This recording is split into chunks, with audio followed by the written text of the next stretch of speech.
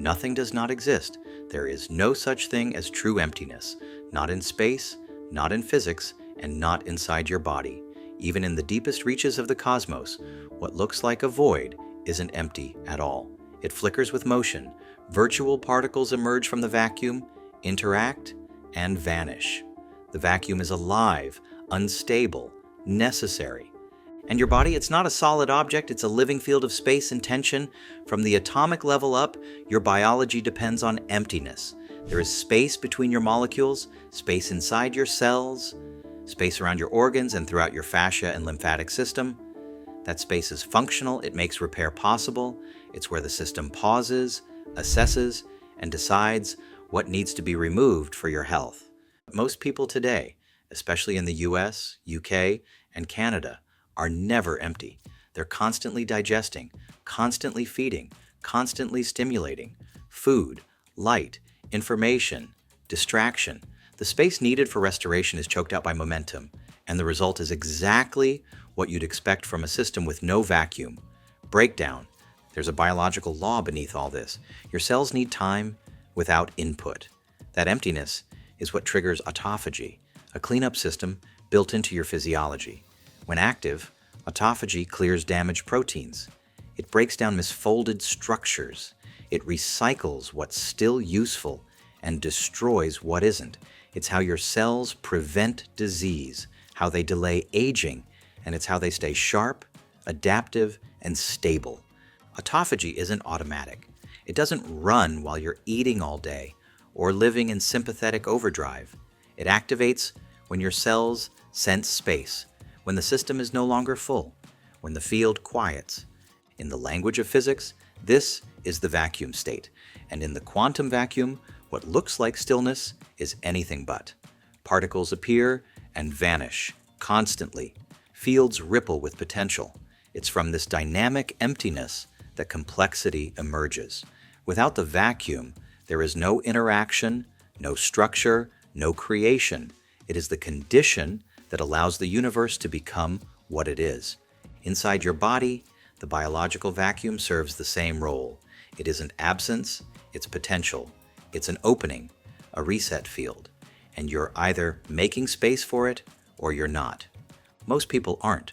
They're trapped in a metabolic pattern that never stops accumulating, eating for 16 hours a day, sleeping erratically, spiking insulin every few hours, never allowing the machinery to go quiet. When the vacuum doesn't form, autophagy doesn't happen. Damage stacks and waste builds. What began as mild fatigue becomes something harder to reverse. That buildup doesn't have to become cancer or Alzheimer's for it to matter. It begins with subtle shifts like slower cognition, higher blood sugar, flatter emotions, tighter joints. You feel it when you wake, when you eat, when you sit down to focus, and nothing quite clicks. These aren't just signs of stress. They're signals that the space required for biological intelligence has collapsed.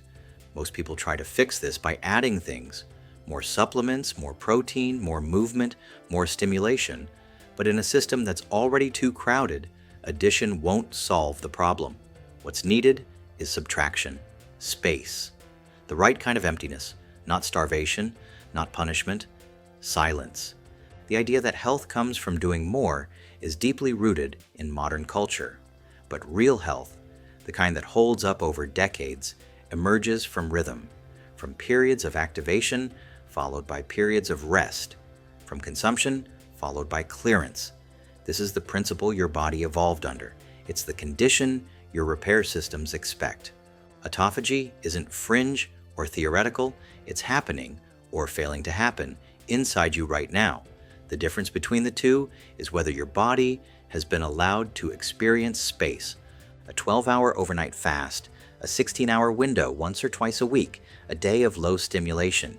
These aren't heroic acts, they're reminders. When insulin falls, when cortisol stabilizes, when digestion rests, when blue light screens recede, that's when the system stops bracing and begins sorting.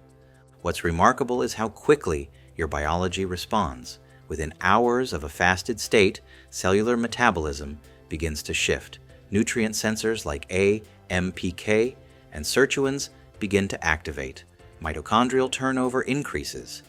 Inflammatory signaling cools. You don't feel this as euphoria, you feel it as a return, like the brain waking up from static, the body stepping out of thick air.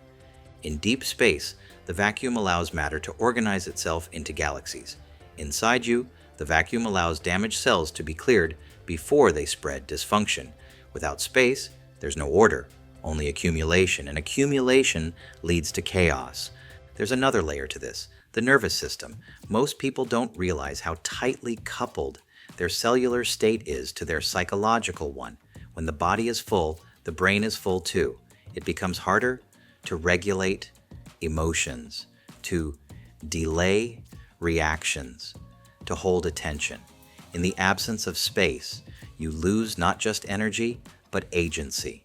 Your body is not designed to operate under constant load. When you create metabolic space, you create cognitive space. Thought becomes cleaner, memory sharper. Fasting isn't just a physical intervention, it's a neurological reset. It lowers glutamate noise, rebalances dopamine, and allows the frontal cortex to reassert control. And what makes this powerful is that it isn't extreme. It doesn't require radical change. It requires rhythm, respect for cycles, a willingness to let the vacuum reappear, briefly, reliably, without fear. Even now, in the depths of intergalactic space, the vacuum isn't empty. It's the engine. Inside your cells, the same is true. If you can learn to create it, even temporarily, you give your body access to the code it was built on. In cultures where fasting remains embedded in spiritual and communal life, the results are visible, not just in health metrics, but in demeanor, clarity, emotional steadiness. There is something about practiced emptiness that leaves a mark. Not a hollowing out, but a sharpening. These aren't fringe cases. They are echoes of a rhythm our bodies still remember.